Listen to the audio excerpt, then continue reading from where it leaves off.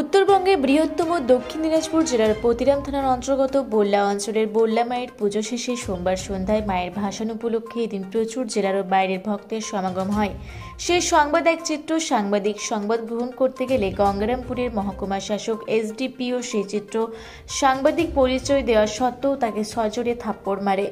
বিষয়টি নিয়ে পুলিশ সুপারের কাছে অভিযোগ জানালে সুপার সাহেব ওই অভিযুক্ত এসডিপিও বিরুদ্ধে উপযুক্ত ব্যবস্থা নেবার আশ্বস্ত করেন। চিত্র সাংবাদিককে হেনস্থা ও হামলার অভিযোগে সমস্ত দক্ষিণ দিনাজপুর জেলা জুড়ে বিভিন্ন মহলে নিন্দার ঝড় শুরু হয়েছে। অন্যদিকে সোশ্যাল মিডিয়াতেও সাংবাদিকের উপর হামলা ও হেনস্থার প্রতিবাদ জানিয়ে সরব হয়েছেন সকলে।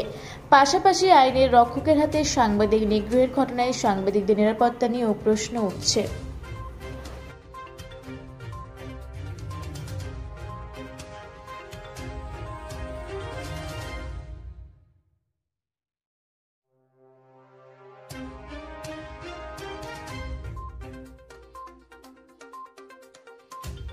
আজ সন্ধ্যায় বল্লা মায়ের ভাসান উপলক্ষে যখন সংবাদ সংগ্রহ করতে গিয়েছিল বর্তমানে চিত্র সাংবাদিক বাপ্পা হালদারকে গঙ্গারামপুরের এসডিপিও যেভাবে মুখে ঘুষি মেরেছে তার তীব্র প্রতিবাদ জানায় দক্ষিণ দিনাজপুর জেলা প্রেস ক্লাব।